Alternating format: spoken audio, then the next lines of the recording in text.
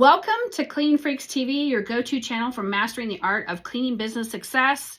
We share powerful strategies, expert advice, industry secrets, got a ton of those, to help cleaning business owners like you build a thriving, profitable business. After all, if you're not being profitable and you're not making money, there really is no point.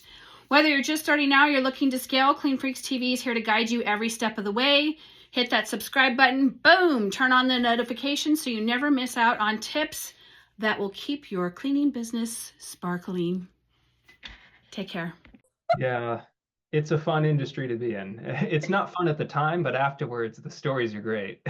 You So, can get tickled pink. Everyone, I'm here with Chris Schwab, and he is coming in from Japan across I don't know how many time zones. What is it, 5 or 6 time zones? oh, much more. Much more? From Arizona, I think it's 16 time zones. 16 So, times. So on the other side of the earth. Basically, I've always loved Japan. It's I was explaining to my children because we were talking about this interview coming up, and I was trying to explain how it's an island nation and how, you have to do certain things if you're an island nation. And there's we were talking about the culture is centuries old, and I was explaining about, the shoguns and all of the stuff. And my littlest one, who is totally military, everything camo, everything military, he was like, they got to carry a sword. And it was this whole, he goes, they walked around with a sword. I'm like, yes, they walked around with swords, and they rode horses, and they had combat and all that other stuff. And there certainly, I'm sure, was not a formal house cleaning regimen back then. we can cover that today if you want. There is a Japanese style of cleaning and I would love to hear rituals anything that you go want to tell through. me. Yeah, sure. Well, Shannon, Definitely. it's lovely to be here. We've been connected for many years now, but I don't think we've chatted, maybe on comments and in groups. But I think this is the first time we've had a one-to-one face-to-face. Yeah, I think so. I mean, I remember the whole dynamic when you first moved to Japan. So there was a little bit of stuff going on there. And then yeah, you kind of popped in and out, and we kind of know some of the same people. And it's just been this is actually awesome that we can sit and chat and get to know each other. It is. Gosh, right before we started recording, you and I were talking about how quickly time went. And Hmm. for me, it's hitting me right now. It's coming up on 8 years since the move, but I Right. still feel like it's fresh in my mind, right? Right. It goes by super Uh, fast. Gosh. Yeah, I was talking to my office manager a couple days ago because her 8 years is coming up with me too. And we were talking about her kids, and Oh, they're wow. still kids in my mind because Mhm. when I met her, they were, I think, 13 and 15. So they were still teenagers. They would be riding in the car while her and me were talking, but now they're in the Marines, they're adults, they have jobs. And I'm just like, wow, they're kids in my head, but they're bigger than me now somehow. So anyway, time. It goes by super fast. Yeah, And you just never know how life is going to pivot. You're just going to have to do these things. Like, I have 2 adult children and I have 2 young children. Like, my oldest is 30 and my baby is going to be 9. And it's just, you never know how life is going to work out. yeah, yeah. So, but lots of stories to tell, ladies and gentlemen. We were sharing some stories about experiences from when we were cleaning and some of the things that we went through. And it was certainly very interesting to hear the stories. But let's talk about the Japanese style of cleaning and what's entailed and what's behind that. And I'm sure the audience would love to hear all that. Sure. So, um, I'm trying to think of a frame of reference. I think most of our audience will be familiar with Marie Kondo and her method of cleaning, and her method of Do I love it? Do I not love it? I right. know she doesn't say that exact thing, but That's the essence of it though. Like, thank you for your service. All right, go away now. I think she's probably the best reference point for this type of philosophy. There are different methods. One thing the Japanese love as a part of their culture, perhaps, and I'm speaking very generally here, but this is generally true. They love making methods of things. So there's a method of Yes. personal finance that most people use. There's a method of cleaning. There's a method of doing various things in your life. And we have that in the West too, but it's very omnipresent in Japanese culture. There is a way of doing things that's the standard way for most things. And when I first moved here, being from an individual country, that's quite a shock, and it was hard for me to adjust to that type of life. I'm more comfortable with it now, but there's still the part of me that goes, no, I'm me, and I'm gonna do it my way, right? So that, but there is a way of doing everything, and just like there's a way of finance or a way of conducting yourself in public, there's a way of cleaning that people go through, and there's rituals associated with that throughout the year. So one of the big ones that they do, which I like, is somewhat similar to our spring cleaning season. So just like in America, we have generally a spring cleaning season somewhere between March and May. A lot of people are doing the big cleaning for the New Year's. They're opening the shutters, cleaning the blinds, doing a deep clean. They have a similar culture, but at the end of the year and the beginning of the new year. And it's Right. called Osoji. Osoji just means like kind of the honorable cleaning, or the big cleaning event. Um, and what they do is, I'm going to bring my wife in here for a second, actually. Hey, That's Yuki, fine. um, is there a specific date that Osoji happens, or is it just generally at the end of the year and the beginning of the new one? So there's not like a day like December 31st? Okay. Um, Keep talking. I'm listening. sure, you're good. So at the end of each year, they'll do a big family cleaning event, and many people will actually travel home to their parents' places to help with the cleaning every year. And Oh, wow. so it becomes a gathering to clean the home that you live in and that you're a part of. Oh, so Um, everyone helps out? It's not just a one, like you're not responsible for your own living space. Everyone kind of comes in as a community and does it. yes, not every family. I think it's changing maybe with younger generations a little bit. I might have to bring the expert next to me in here a few times for this. It's totally fine. but uh, but many families do go back home, and it's more common than not to go back home and participate in this big cleaning. So people will take a little time off work to do it. And what's really nice is after they clean, there's actually a New Year meal that they have together. It's a special set meal of many different dishes that they have to kind of round out the family gathering. I Um, like that. I think that's really cool. I wish we'd do something like that here. yeah, it's a nice kind of it's a nice reward at the end of the punishment, so to speak, right? Like you're going to do the tough thing, but here's this beautiful family reward together afterwards. So they have this really nice meal, and you can buy them from a restaurant if you're not a cook or anything, but they're very expensive. Like they're it's a big event, this type of meal. It's a really big kind of capstone for the year. So anyway, they do this big cleaning, they have this big meal, and then they welcome in the new year. So this is one of the parts of that culture I really appreciate, is these kind of mundane everyday things that they turn into beautiful rituals. That's something I've come to appreciate a lot in my time here. Very cool. I appreciate that. I genuinely do wish that we had something like that. Americans live so differently compared to the rest of the world. Well, I mean, you know what I mean? It's a different dynamic entirely. But I think that's really cool. So is that the only cleaning ritual that happens? Is it one time a year? And then do you have another one in the spring, or what? It's just the one and done at the end of the year. It's the one and the done. That's maybe part one of two, I would say. But the other part is the uh, daily maintenance that is done. So one thing I've noticed is many people here really adhere strictly to daily cleaning rituals, and it's something that they do every day as a normal part of their day.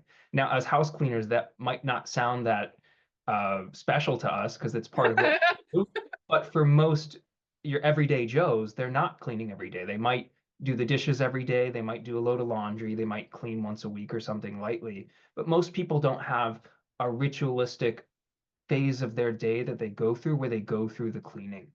And this is something that my wife does as well. So a part of our morning, and when I say our morning, I really mean her morning because I'm working early. But um, but a part of our morning is this cleaning part where we go and we clean the floors and we do certain parts of the home. And we do this every day. So the other part that I think is interesting on a cultural level rather than an individual level is how much a part of daily life cleaning as you go is. So one of the tips we as cleaners often give each other is don't wait to do a big clean. Clean as you go. Do the dishes after you finish. Vacuum as you go, right? Do little bits at a time so it's not a big job. This is something that's been internalized, again, generally speaking, not for everyone, on a countrywide level. It's part of what they do, just as a normal functioning citizen of society. They clean throughout the day as they go along. They do this in their homes, but they also do this in their workplaces and at school when they're growing up too. So Okay. in the workplace, at the end of the day, the different employees will be assigned different cleaning jobs, and they'll help clean their office. They'll help clean the bathrooms at the end of the day. They'll clean common areas that they've all used together. And this is just a usual expectation of being a part of that office and a part of that work group, is that you all pitch in and you clean to take care of the spaces that you work in together. So Interesting. So is there a big market for commercial cleaning in Japan itself because of this? I don't know the answer to commercial, but I can give you the answer to residential. Perfect. Um, because of course, running a cleaning company, many thoughts have come over the years. Should I start here? Should I do a branch of ThinkMates? So those thoughts have come about. I did a little light market research. The truth is, for expats, for Mhm. immigrants, for people who are not Japanese, there is a market. There are cleaning companies that serve them. Interesting. But for your everyday Japanese person, even up to fairly affluent levels, it's not something that's very common at all. And in fact, there's not that many cleaning companies, even in a large city like Tokyo or Yokohama, where I'm based. There are some, you will pay an immense amount of money to use them, but it's just not much of a demand here as it is in the US. So they exist, but in much less number compared to a similar sized city in the US. That is so interesting. I'm always interested in different markets and what goes on and what doesn't go on. Um, but yeah, that's very interesting to me. I have a friend, his name is Charles. He lives in Uganda, and how I know him is he's actually a carpet cleaner. So it's a relatively new industry in his country. And when I first met him, I mean, I've never talked to him except for like this. And he would move these couches out. He eventually upgraded machines because he started in, this whole dynamic. So he actually came from a village that didn't have a lot of structure and knew that his children in his village needed education. So he subsequently worked as carpet cleaner to help, feed and clothe his village. And he has just finished the school. It took him 5.5 years. I mean, we're talking, he purchased the land, he fundraised for it, he cleared the land with ox. No machinery. They did it all by hand. He built the school by hand. I think the 31st of October was when he actually launched and opened the school. And you can see all of their faces and how awesome it is. But he and I chat back and forth all the time about what's going on in his country and what cleaning is doing.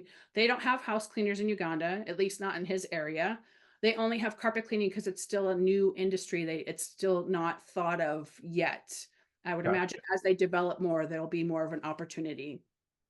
Wow, what an inspirational guy. That Yeah, he is, did it all by himself. Like he fundraised all by himself, fundraised for every single the windows, the computers, the bricks, the roof. They did it all by hand. It's an incredible feat. And if you remind me, I'll send you the link and you can check it out. It's Save Starving Societies in Africa or something. He has a PayPal account.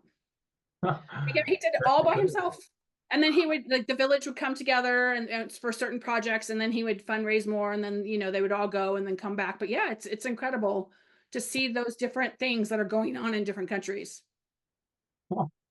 and it's funny, gosh, it's amazing the things people do in our industry that we don't think about or know, right? Until you stumble across someone like Charles and you just go, wow. Right.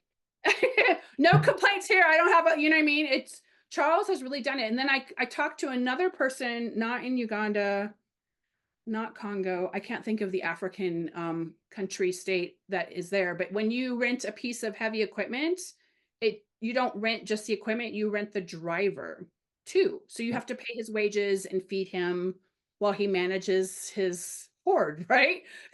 so so it's just interesting how different things work in different countries. It's just interesting to kind of learn that stuff.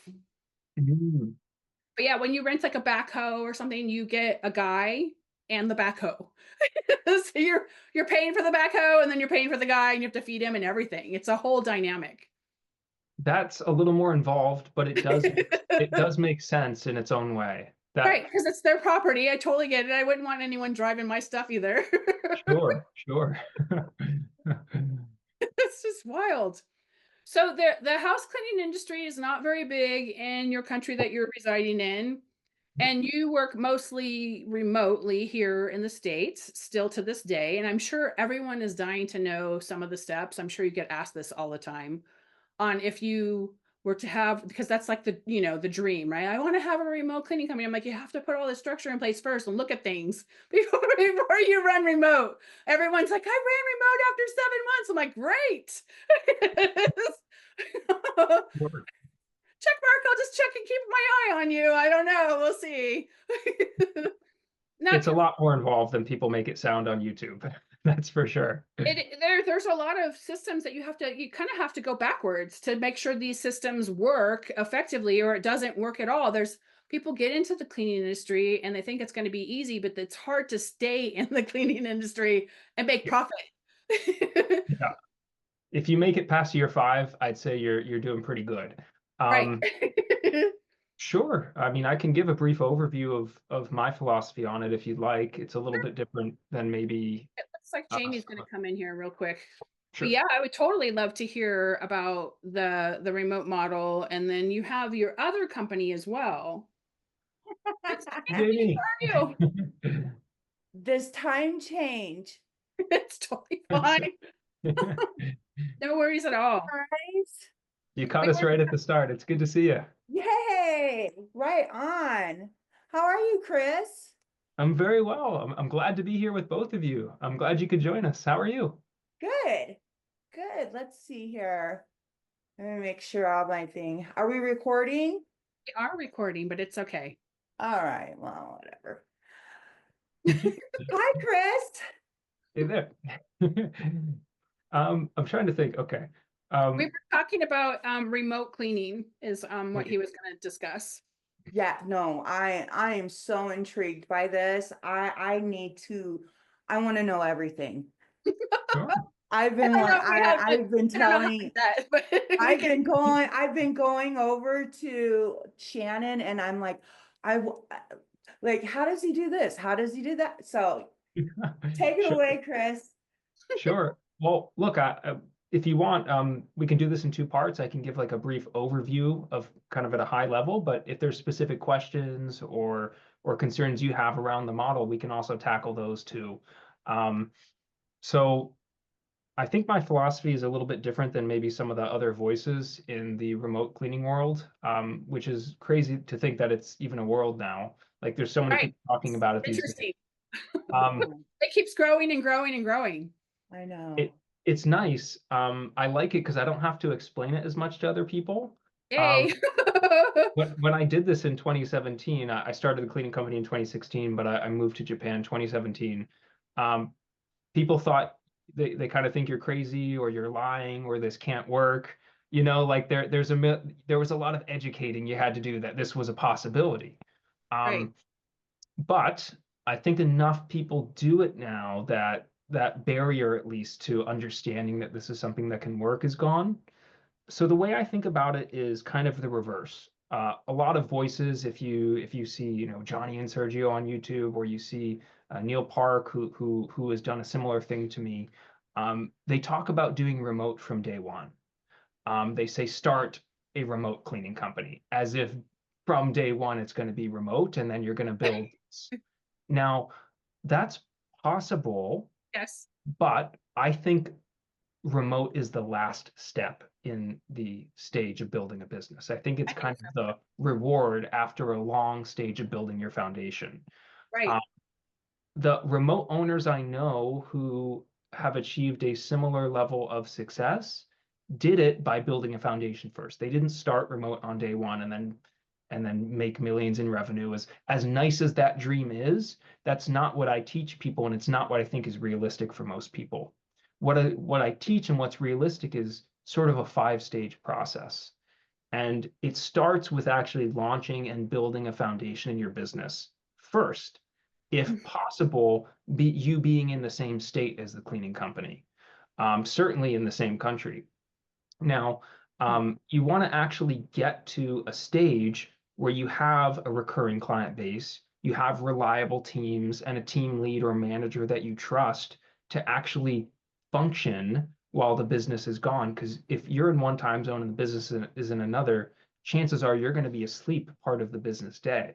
If there's Right. problems that go wrong, your Yeah. cleaners have to be able to contact you. You know, it's just a function of being a business owner. People have to be able to reach you, unless you have a manager. So this first stage that I teach people is about launching. It's about building a foundation. It's learning how to actually be a business owner, how to get clients, how to close sales, how to retain those clients, and the same for cleaners, right?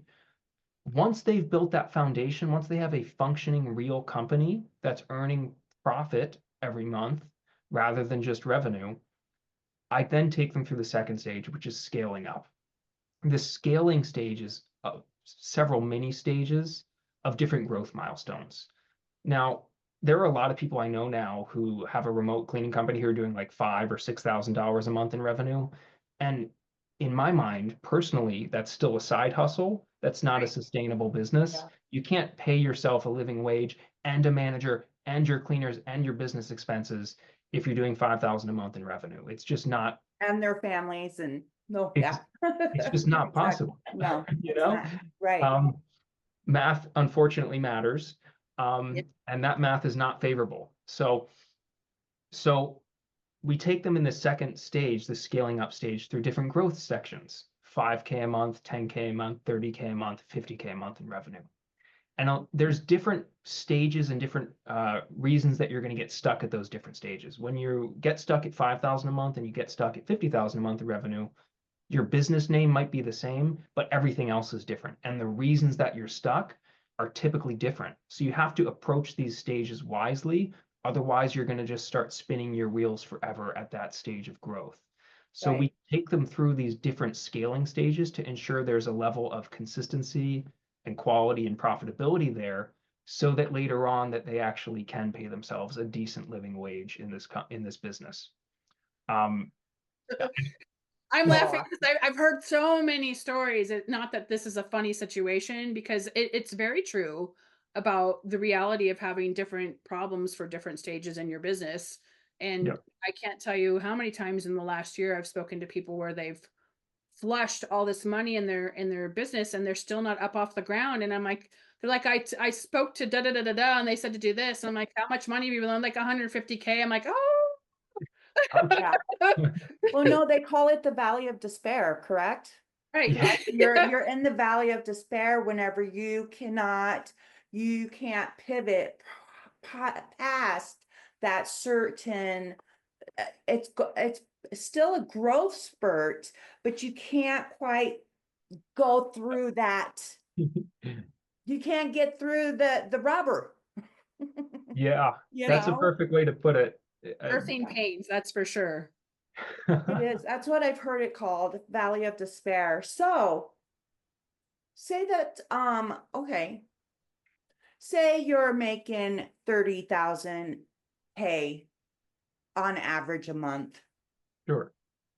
And you've got all your steps. You know how to run the business. You know how to run the back end of your business. You know what your KPIs are. You know what goals you're trying to hit. What's your next step? What's your next step after that? If you say that I wanted to open up same country but a different county. Sure. Say that I wanted to do all of Northern, just somebody like me, all of Northern California, or I wanted to go into another state like Colorado. Sure. Tell the listeners where do we go from there? This is great. Sure. So I do have an opinion. It may not be the right one. There's more than one way up the mountain, but There is. when it comes to expanding to multiple locations, I'm a very firm believer in making sure that you're on top of your shit in the first location. Because Right. Yeah. again, there's a lot of people who will just start 5 locations and then they're All at burned. once. Yeah, and I'm this like, is crazy to wow, are me. you sure? No, Yeah, I've seen them. I've seen it. Yeah, of yeah, course. it's very common now, and I don't have a problem in theory with the business model. I did it myself with my cleaning company. We expanded It's to kind of, Texas and yeah, Florida, right. but It's there's kind of certain like, prerequisites you have to meet, right? right, I think that's right. what you're asking. In How those do you? Yes. locations. I'm sorry, Yeah. we're all talking over each other. Chris, are you still in those other remote locations, or are you just in the one location? No, I haven't formally announced it yet, but I did just sell my cleaning company pretty recently. Oh, So congratulations. Oh, thank you. yay. Are we doing an announcement? Do you want to do an announcement? Yes, I Woo-hoo. kind of, the cat's out of the bag now. Sorry. Well, I mean, it will be. Yeah, I mean, it's not a It's secret. not I've out just been yet, but lazy. it will be. So Right, right. lucky. There's no secret. Woo. I've just been lazy on making the post, to be honest. It just, to answer your question, if I would say the answer is in getting to stage 4 or 5 in this 5-stage process that I am waffling on about. I'll condense it quickly, so we'll get through it and then I can answer. Yeah, no, It's totally fine. I'm a So geek. I'm such a nerd over this stuff. I can talk about it all day long. It's something that fires me up. I don't know. I'm weird like that. And I we're guess on the there's same page. other, I guess amongst great company. So Yeah, yeah, I was just gonna say, I mean, we're on the same page here. yeah, Um, let's say you're 30,000 a month, you're 20% profit margins, they're pretty good. They're not great, but they're pretty good. So you're taking home 6,000 a month after everything. And right, you're starting to think, hey, this business is working for me. I really want to expand to the other side of the state, right? I know this great town. I think I can really kill it. I know a couple good cleaners there. Is it the right time to do that? And I would say it's the right time if you go through stage 3, where you systemize the business and you have proper systems in place for each area of the business. And you go through stage 4, where you hire an office manager or virtual assistant who you can delegate, not abdicate to, which is a point I'd love to talk about in a minute if we can. oh You yes, learn how to delegate rather than abdicate to your VA or office manager, and they're actually managing the location for you. At that stage, if after all your expenses and your business is systemized and you have someone in the office other than you who can command the cleaners and the schedule and the clients, at that stage, I would say it's fine to expand to a second location. But if you were to do it before that stage, where there's still a lot of chaos happening in your main location, I think you'd just be doubling the amount of chaos in your life, and you'd be letting down a lot of people once you inevitably start to burn out by trying to run both locations. I think if you do it too early and you're more profit focused than you are focused on building a sustainable business and brand, I think you'll right, be in for a very rough time. right, I've seen right. it. There is a lot of chaos that goes on with this. I mean, but it's so, I feel that it's so important that you have to have everything systemized. We're fully automated. You know, and I tell all my employees, I said, my job for you guys is I get you the work.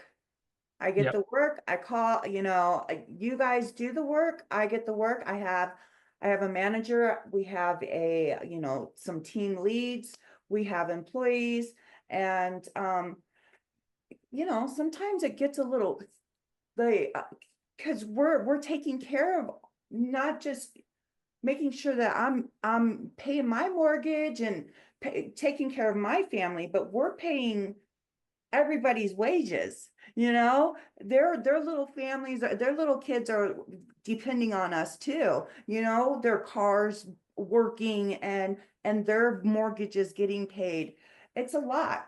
But yes, and Shannon, has she has a program that I have taken not once but twice. And I went through it, and this is how I was able to get up to, I believe we've grown, I think the last time I looked, since working with Shannon, 501%. Cool. Yeah, Wow. no, it's massive.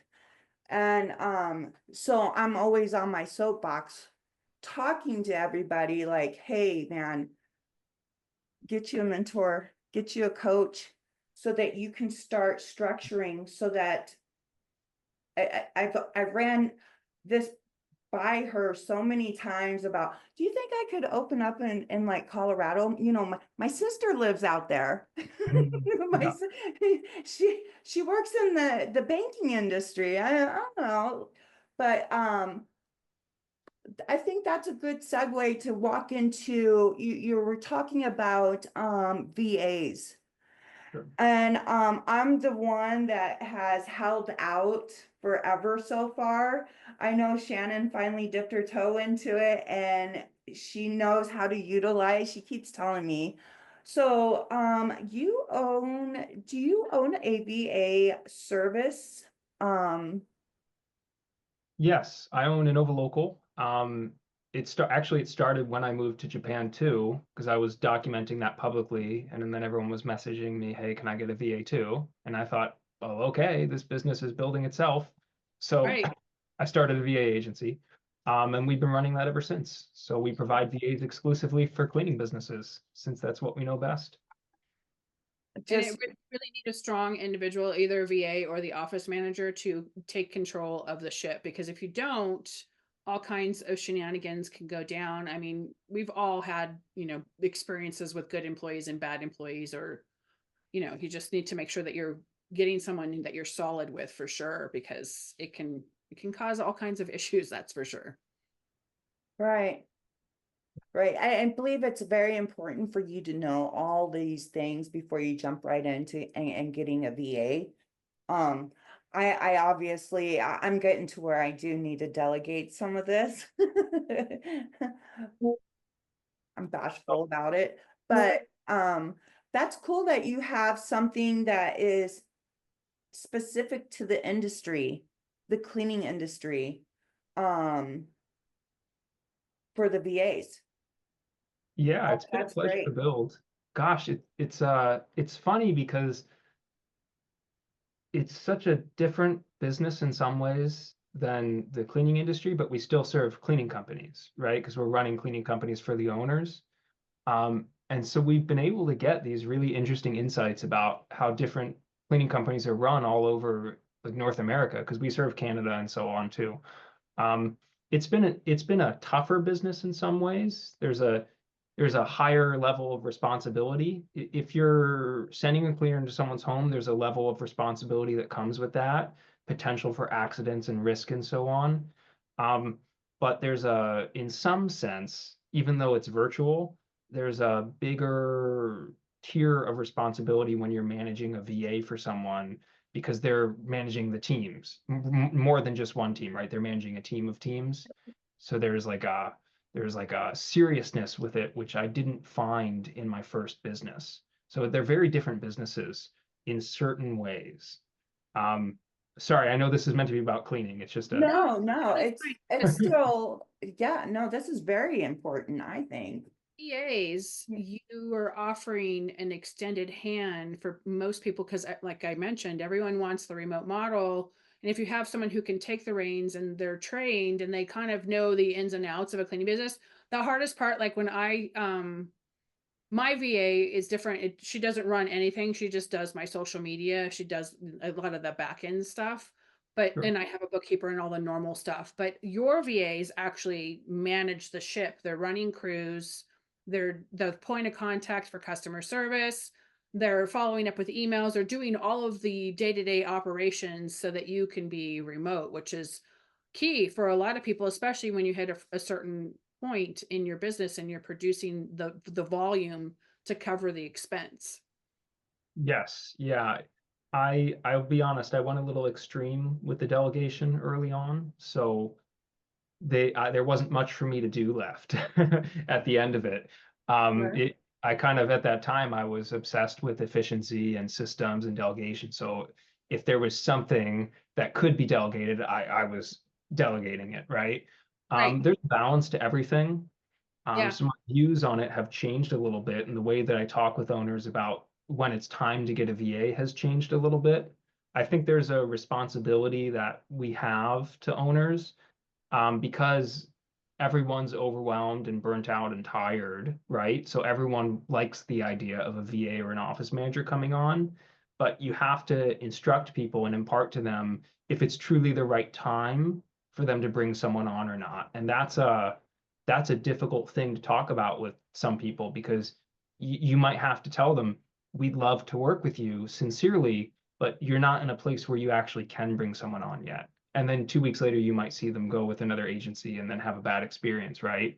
Yeah. Because the agency was just focused on getting a client.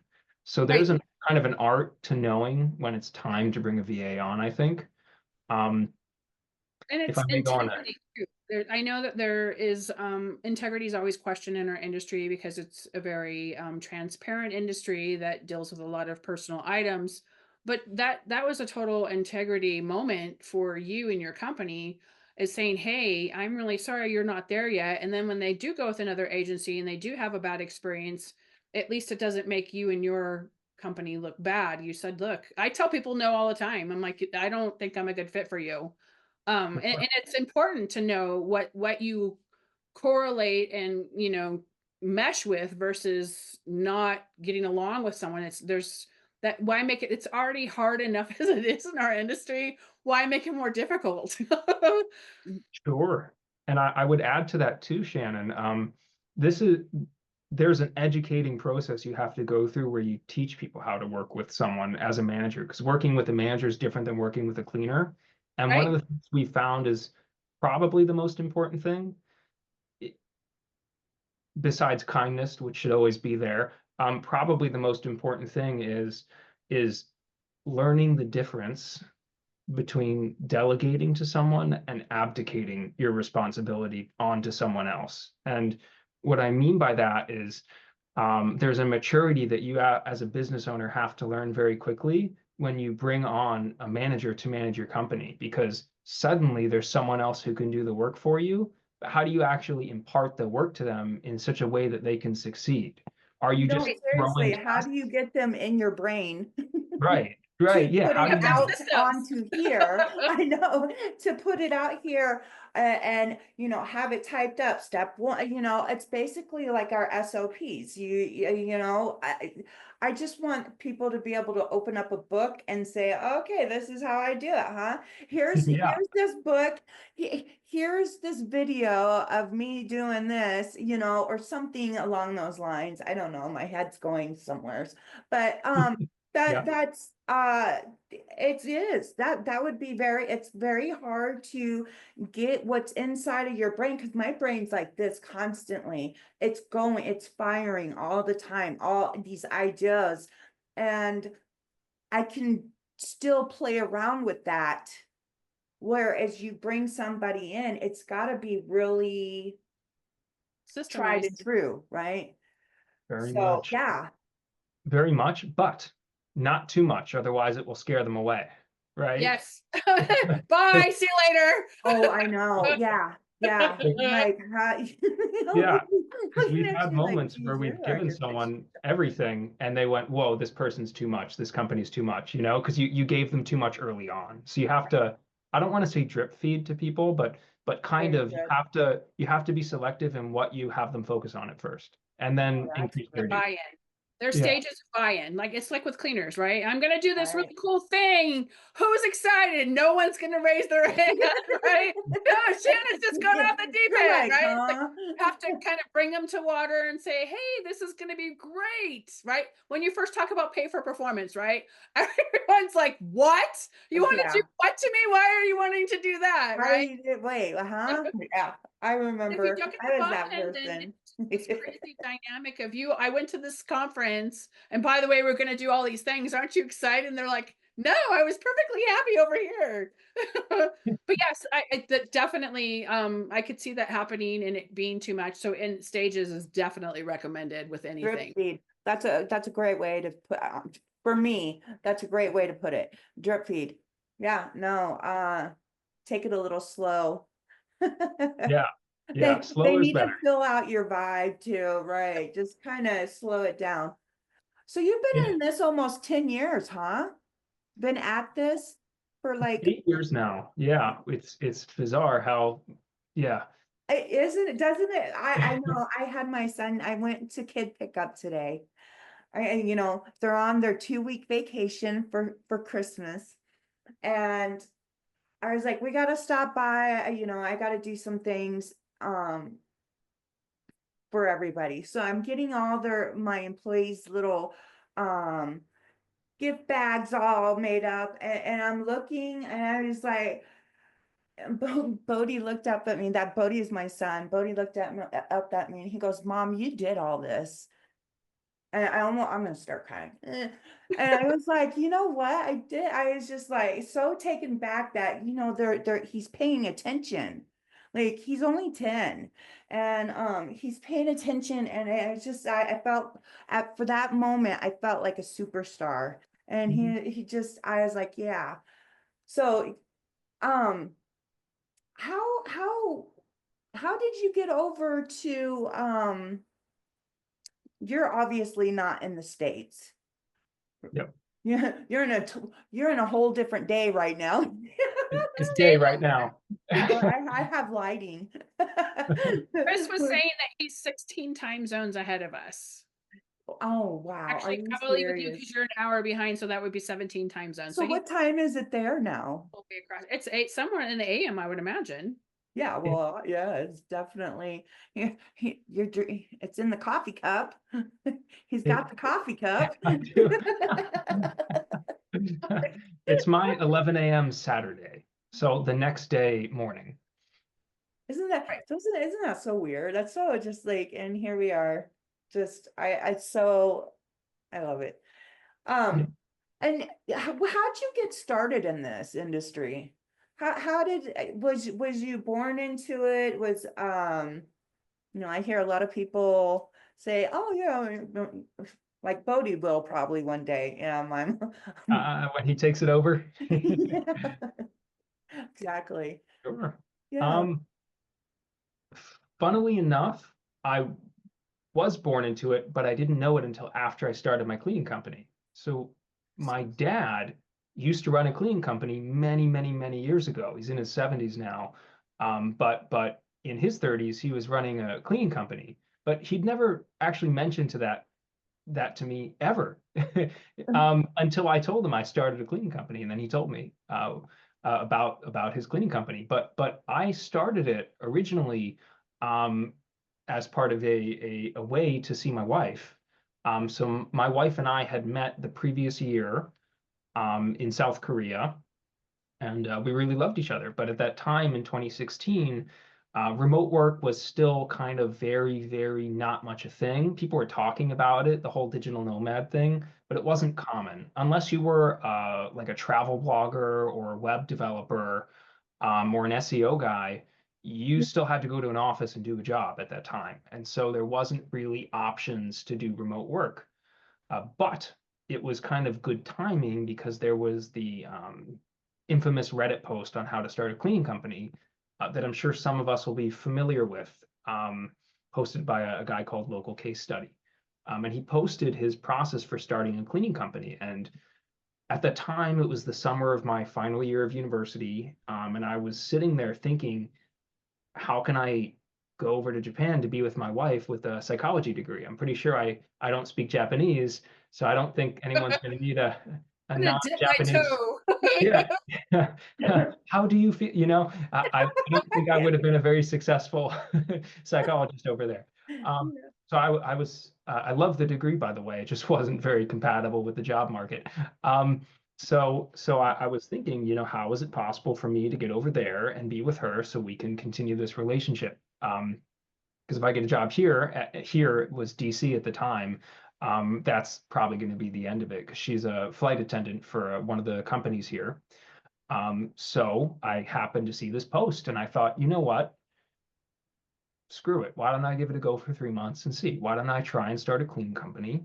why don't I see if this gets any traction? Why don't I see if I can approach this a little bit differently? Um, what I did was I didn't have any money at the time. I started writing SEO articles on vampire Botox for for doctors. Yes, Um, I know. love it. Is Um, that still a thing? Is that what funded it? yeah, that's what Okay, funded the Alex, cleaning this is company. so I earned awesome. $700 and I used the $700 to start the cleaning company. Um, we just got a website up. We got some Craigslist posts up and we got a few credits on Thumbtack.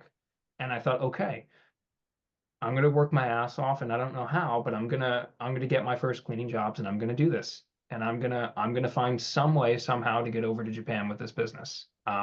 And that was the spark for starting the business, was really more of a love story. Fast forward a few months, we were very lucky to grow quickly.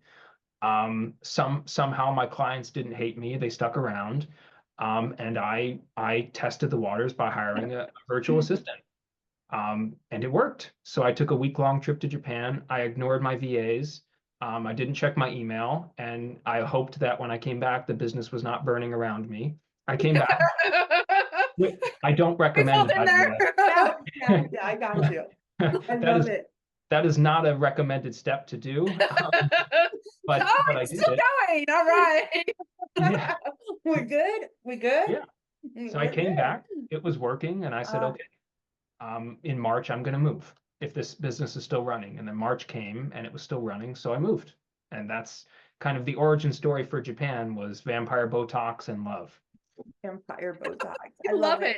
it. Vampire Botox. Is That's vampire awesome. Botox still a thing? I know it was like the, the ooh. Are you joking? They have Botox parties out here. Oh, do they? I don't Yes, all these know. girls, all these like, they have good cleaning parties with the Botox parties. Wow. So it's like a baby shower, but for your face, like a Botox. Yeah, I guess so. But for your I don't face. even know what to say to that one. But that's pretty wild. Um, That's so interesting. That's so interesting. I'm so intrigued. so you sold it officially, unofficially, and Now I it's kind always of, exciting to get to that milestone of, like, like when I sold mine, there was so many things I like would have done differently the second time, right? So you just go over this dynamic of, taking copious notes so that you can remember. Because I always say, I'm gonna remember, and then I don't, I'm like, where's that file? Yeah, I know it's here somewhere. So was it a smooth transition for the buy, or did you get a broker? How did that go for you? And I know we're getting close to your time. I don't want to keep you if you have something to do. So it's Saturday. I'm all yours, guys. okay, I don't want So to. no, no, no. I'll stay until you want to wrap up. That's fine. And to answer your question, it was smooth in parts, not in others. So my business actually ran in multiple locations. So what we were talking about earlier, Jamie, we established the solid foundation in DC. Then when I felt it was ready, we branched out to Texas and Florida. And we did a similar thing there. So we had this multi-location cleaning business.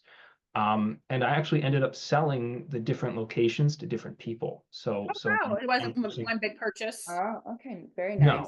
no, no. Okay.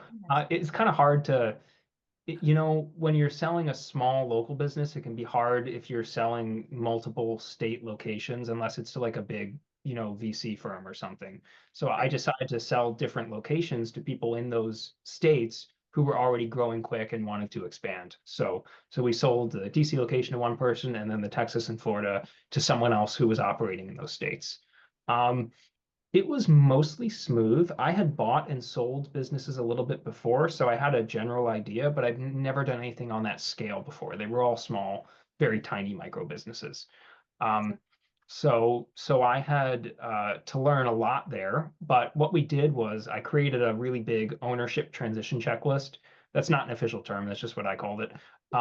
Where I put like everything about how to run the business, account details, different processes, how to work with our VA, important tax notices and things you're going to have to take up throughout the year. I made this giant list over several months, kind of as a template. And then when they sold, I started to work through the new owners with them. So in that sense, it was smooth step by step, but there were sticking points throughout the process that were a little bit painful, but you know, that's also business. So it Well, was okay. now I have seen, I've seen a couple of posts in here and there in some of the groups with you.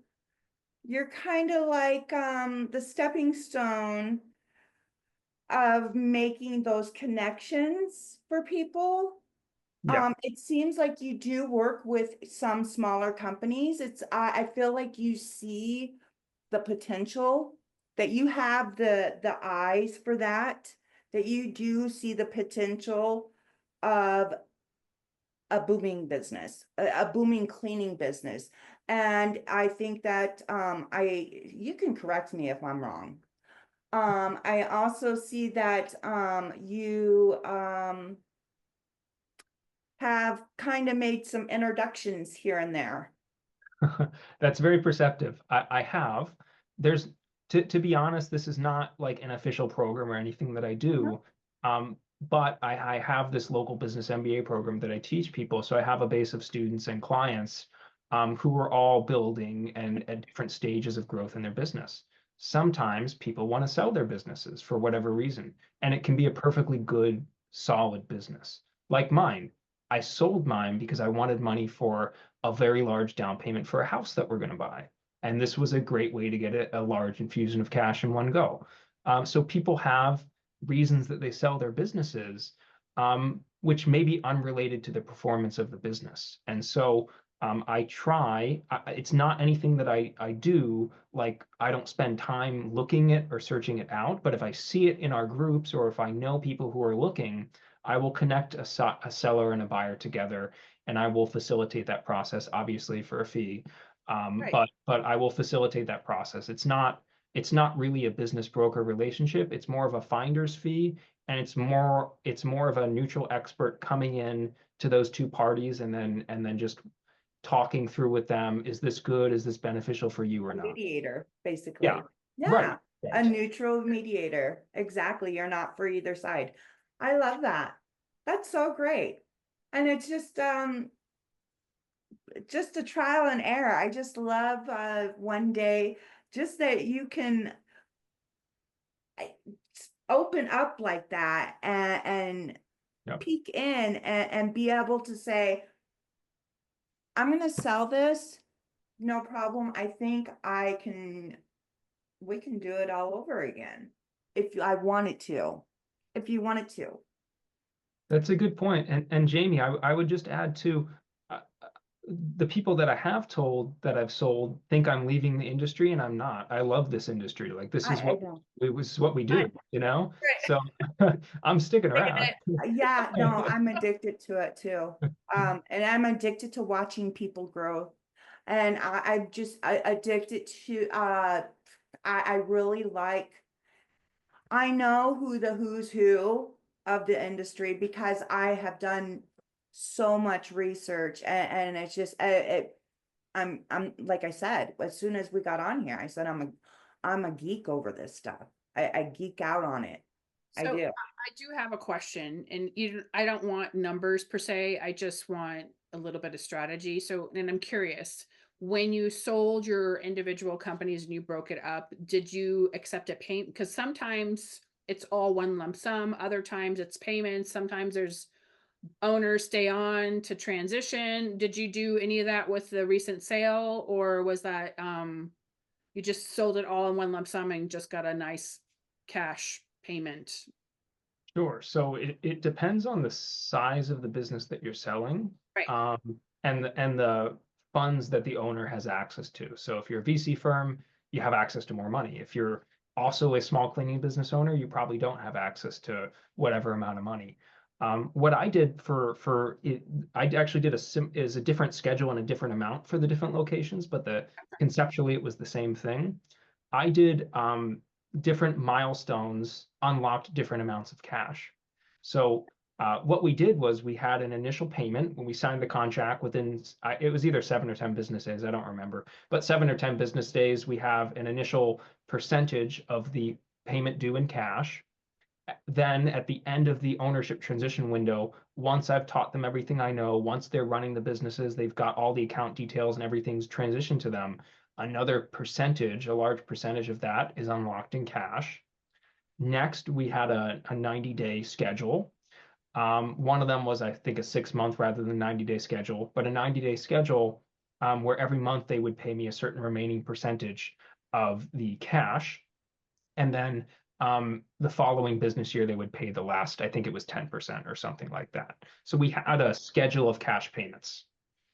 I thank you for breaking that down, because I know people are going to be curious as to, because every one of them is a little bit different in how that works out, so that they have a general synopsis of how that breaks down for them should they want to sell that type of thing. Yes, Well, and I would add, oh, sorry, yeah, no, Jamie. go ahead. No, go ahead. Go ahead, Okay. Chris. Yeah. I would add, where I'm standing, I thought accepting cash payment rather than a gradual buyout is a better deal, Me because too. once you hand your business over to someone, they're responsible for it. And they might be a very competent owner or they might not be. But Right. if your payments depend on their performance of their now company, you might not get paid as much as you were hoping when you signed that contract. So for me, I was willing to accept less of a valuation slightly for cash payment over a certain amount of time than a larger settlement for some sort of gradual buyout deal. To me, the cash deal is the safest option to lock in what you've earned for that building that business. Right. That sounds good too. And there's a lot of markers for that, right? There's if they own a building with it, and there's a client number, there's a lot of attributes for the sale in each little different business, correct?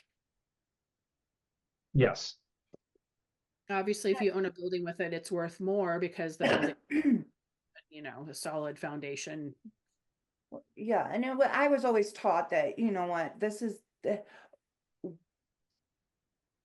business is to either sell it whenever we're like, I can't do it anymore. I don't want to do it anymore. I've put the structures in place. I've done all this, or to gift it and make it a legacy to my son and whatever he wants to do with it.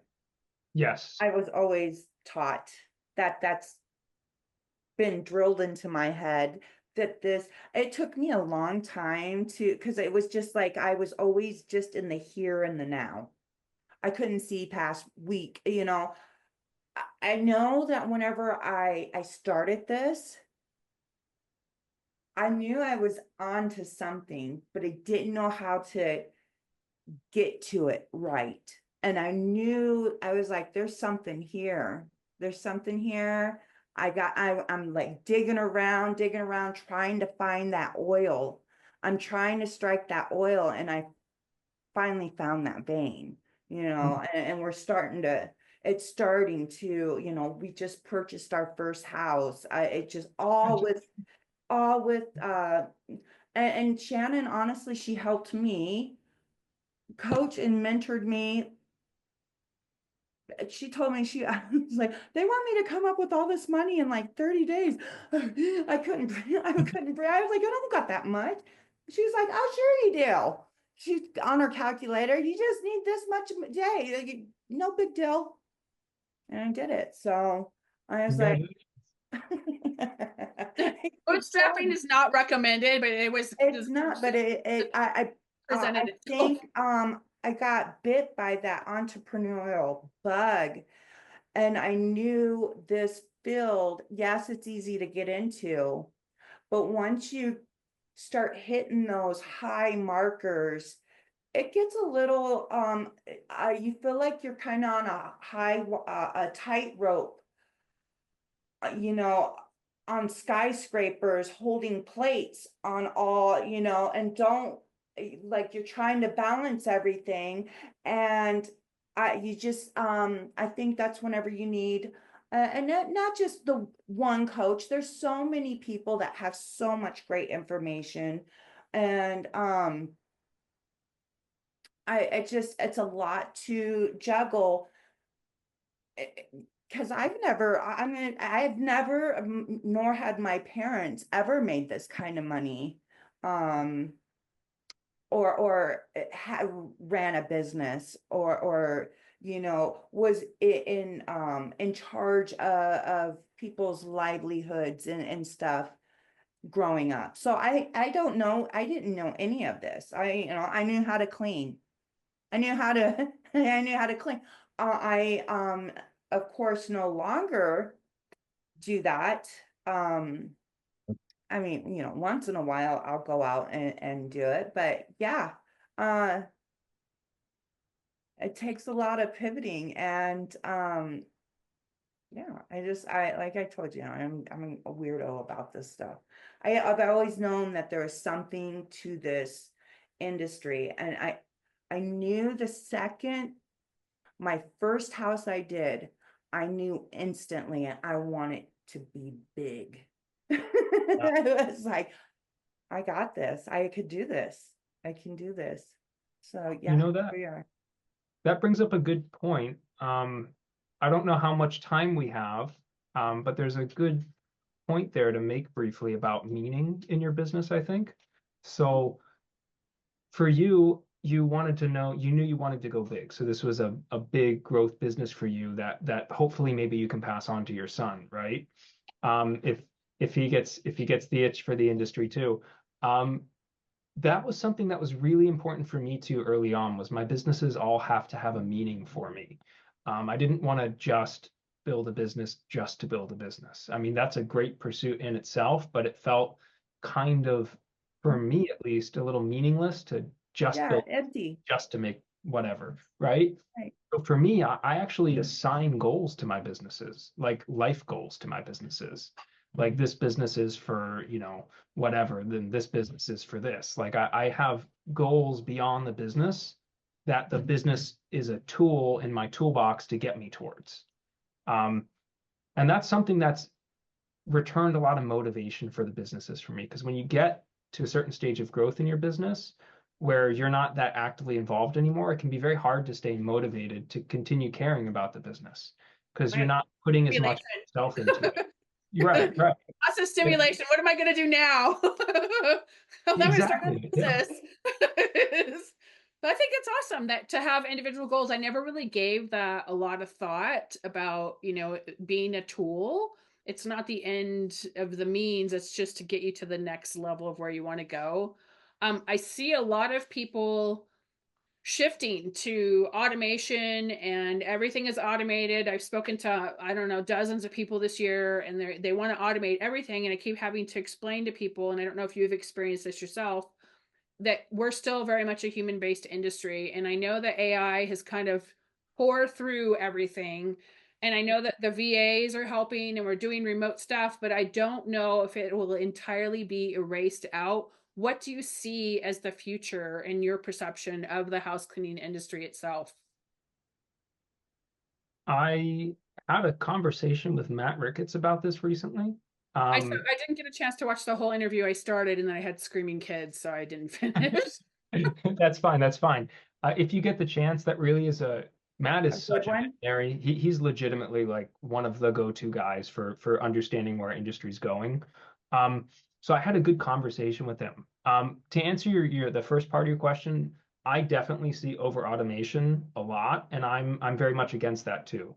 Automation, systemization of basic systems is essential for functioning, just from a functioning business standpoint, but trying to automate and take the human out of everything is a huge mistake. And I the think way so. that I talk about it with people is I say, like, when you try and call your bank because there's an issue with your card and you get the stupid automated voice that you have to go through the really long menu, you get infuriated, like you get angry, like let me talk to a person, you know? Which word do I have to do to prompt you to get me to a human? What do I Correct. have to Talk to say? someone. Talk to Which someone. word is it? Which word is it? There's no, Right, Yeah. right. No, there's no glossary of terms. right, You right. should do that to your business. That's a sign of over automation in my mind, where you've degraded your customer experience where your customers are angry because you've over automated. That's Yep. actually a real thing that happens, but you won't be aware of it if it's automated because you think everything's fine. Right. You'll be off somewhere else doing golf or something.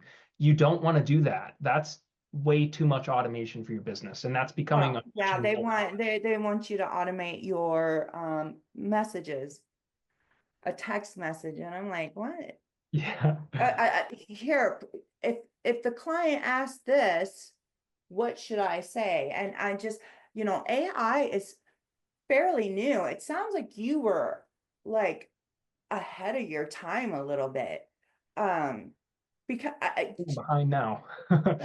well now, but like that, I feel like that's kind of like that. I don't know. I just that's neat. That's neat to me that you were just way ahead of your time, because AI is, we were just talking about this, Shannon.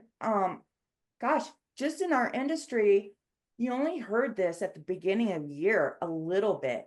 Now it's just people are left and right selling automate, text messaging automation, email automation. And it's like you said, it can be overly Bots. overly automated. The new thing now Yeah. with ChatGPT is they search your business on ChatGPT. It's like the yellow pages. Have you guys done that yet? It's just May I like, ask you both a question? I'm sure. curious for your take on something. So this is about students actually and people new into the industry because we're all coaches here in one way or another.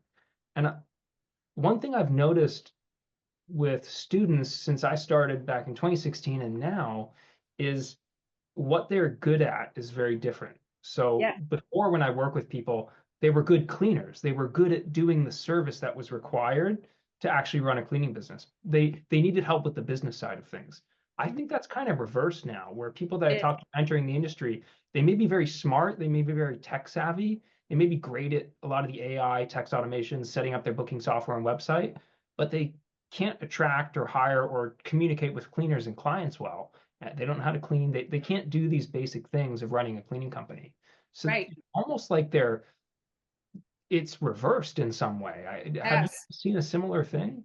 Mm. Oh my gosh. It's really, it's pivoted to that side. It's upsetting because you see these, they get in because they're like, this is going to be easy. And they do all the tech side. And then they throw all this money at it, wanting to have a totally automated, non-human experience. And then they can't get the cleaning tech part of it right. I'm like, so, and I fully have called out people on Booking Koala. I'm like, so have you, I tried to private message them and sometimes they won't listen. I'm like, so have you ever cleaned a house before? And they're like, ugh, no. And I'm like, okay.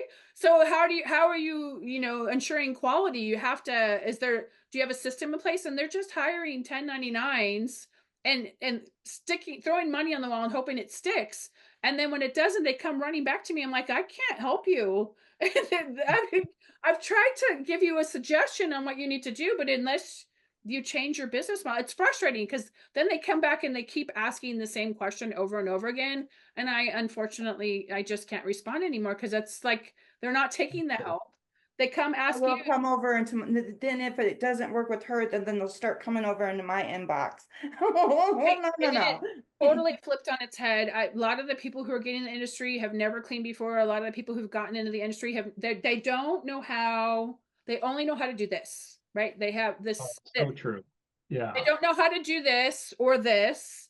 They only know how to do this. So they're over here doing this thing and they're like, well, why isn't this working? And I'm like, Where do you start? right, well, I don't know if and it's hard because they don't, and then they don't have eye contact. I'm like, you have to be Tell yourself. right. You have to be genuine in this industry. We're such a trust-based industry. If we don't have trust, we don't really have an industry because like I said, we see things that nobody long house guests don't even see the stuff we see. So, but Very intimate. I Mm-hmm. blame this, even though these are like the newest technological advantage, whatever. I think it's stunted the growth of a lot of humans. That's a polite way to put Very it. true. The front Very lobes. true. You have to remember we're running a cleaning agency with automations. We're not running an automated agency that does cleaning. And I know that's like I Right. hope you know what I mean by that. I I know it's totally a know. play I on agree with words. you. Like we're doing cleaning at the end of the day. So I try and tell people like you might have something similar, but when I see people in the group saying they want to start remote from day one, I tell them I think you should put in the work for the first year and then go remote. If you can learn Right. how to run a cleaning business and build a cleaning business and then go remote, you're going to be a happy guy or girl for many years to come. But if you start it from day one, try and be perfect, you're going to burn through so much money and so much time. Like Shannon, I think we commented on the same thread a few weeks ago. Someone Oh, was saying they're doing like 3K a month and they're spending 12 hours a day running their business or something like right. that. I saw that. I'm And like, oh my gosh. I thought, how is this possible? Like it's not possible. You can't be spending that much time on this. You do like one clean a day, you know? I don't know, and I never found out what ended up happening with that particular individual. And it can be frustrating because you genuinely, as teachers, we want everyone to succeed. At least that's, my whole philosophy is that we need to take the industry, put it in the structure it needs to go into, and push them along the ways. Because for so many, it was always the Mary Maids and the Molly Maids did this, and then you had speed cleaning kind of came out of nowhere. Then you had the Debbie Sardone, and then you had all these others that kind of came on afterwards. But there wasn't any uniformity to what's going on. And now we're starting to see that. Now it's exciting because, hey, if you want to have remote, you probably shouldn't be doing it until the first year.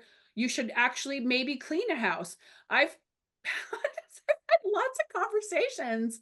They're not interested in cleaning. There's the what's the one guy, I can't remember his name. He's totally remote down in Mexico. You see the Facebook ads. Oh, the brand. And he shows his friends and they've got cash. And he's like, yeah, I made 65% profit off his job. I'm like, he's clearly not paying his cleaning techs any money. Within Europe. Oh, Yeah. I'm like, that's not going to that's a last very foolish long. thing. And I'm on his mailing list. I can't remember because I'm always curious as to what's going on. But he's always got his friends, a bunch of college kids. They got cash. And they're like, yeah, Yeah. I have that. Or there's the other ones. You see them, they're in Paris. I saw another one today. They were in Disneyland and they were offering they're cleaner. They offer remote cleaning, and I've seen where they didn't have, because they tried to make their own like teaching spectrum all automated. When you teach this, there has to be like face to face or over the phone. There has to be some sort of human connectiveness or you're not going to Yeah. understand. Oh yeah. You can go ahead and give as many videos as you want, but there's the nuance of knowing, because I've had a lot of experience. I've had a lot of blunders. I've screwed up in my business. I don't know how many times. And that's how I know all of the things I know, is because I've screwed it up really big. Yeah. When I got into this, there was no Facebook groups, there was no mentors, there was like Molly Maids and Mary Maids, but hey, I know you just bought this franchise for $500,000. Could you give me some suggestions on how to run my business? Right?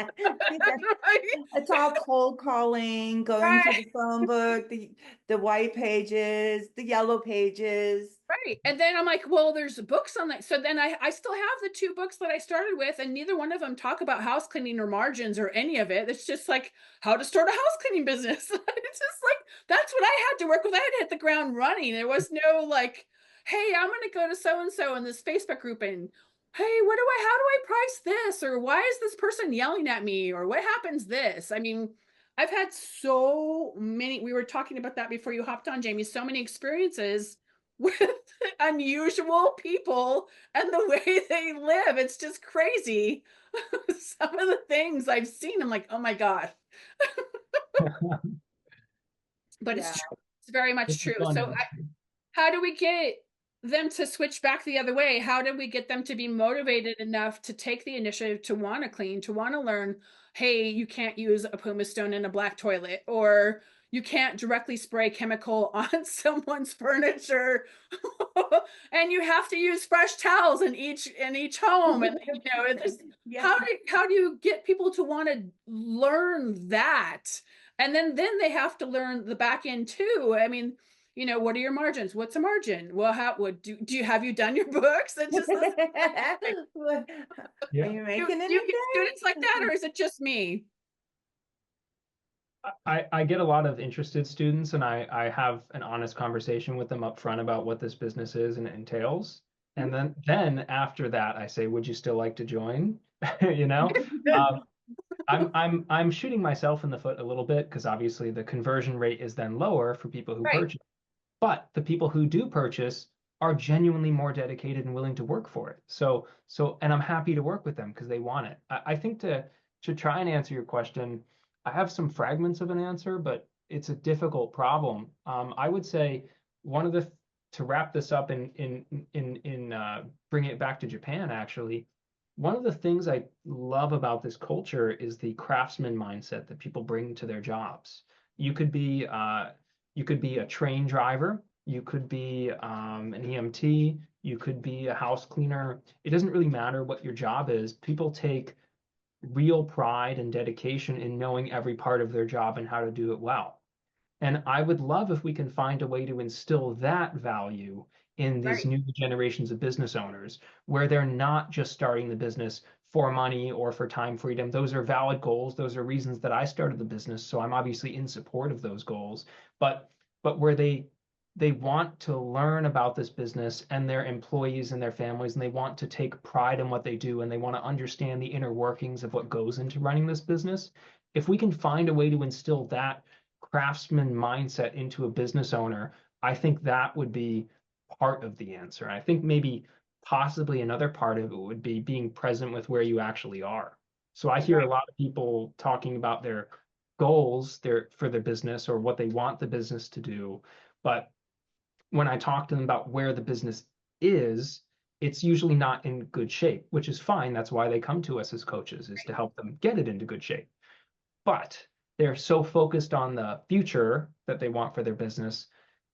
I find some people have a lot of difficulty being honest about where their business is and the steps involved to actually get to that imagined future. And so if we can impart almost a way of teaching people almost in a meditative sense on how to be present with the problems in your business and sit there and get comfortable working through them, I think that cognitive skill is an essential skill for a business owner to impart. A lot of people now, particularly with Gen Z, and I'm not trying to dump on the next generation at all, No, not at truly, all.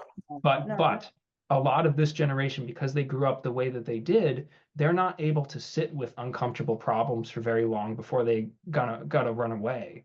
And so and because of that, that business is makes us difficult. grow, right? Yeah, business is Right. difficult. That's part of why we Sitting do. uncomfortable and learning to be uncomfortable is what really makes us grow, right? I totally agree. Yeah. And if we can find a way to impart that skill, I think they'll be much more successful. So I know that's not a business specific answer. It's more of the like, how do you develop the person? But if we can find those qualities we want to develop in the person and help them develop those qualities alongside the business coaching, I can virtually guarantee the outcome will be much better. I agree. And on that note, we've had you here for a mere 90 minutes. Why don't you give Sure. people your web address, how they can get a hold of you? And I just want to say thank you so much for spending your Saturday with us. I've gotten a lot of good laughs. I've really enjoyed our conversation. We're definitely going to have Yeah, to do this again. I really, yeah, same, ditto. We have an unexpected guest for Viti. Oh, Oh, Hey, hi, buddy. sweets. oh my goodness. Hey, buddy. Oh, I just want to pet that face. Oh, Yeah. Gee. What's She's her name? She's Viti. It's a Finnish name, Viti. Um, it's a nickname for a full name. The full name is kind of white fluffy snow in Finnish because she's white and fluffy. Yeah. She's reaching her limit for how she can patiently wait. She's begging for attention. Um, Gotcha. Oh, they're such great it's okay, dogs. buddy. Oh, I love, Now she's next to I'm me. such a dog person. To answer your question, Shannon, I want to thank you both for having me on. This was a pleasure to get the chance to finally talk to you guys in a I was going to say one-on-one, but one-on-three setting now.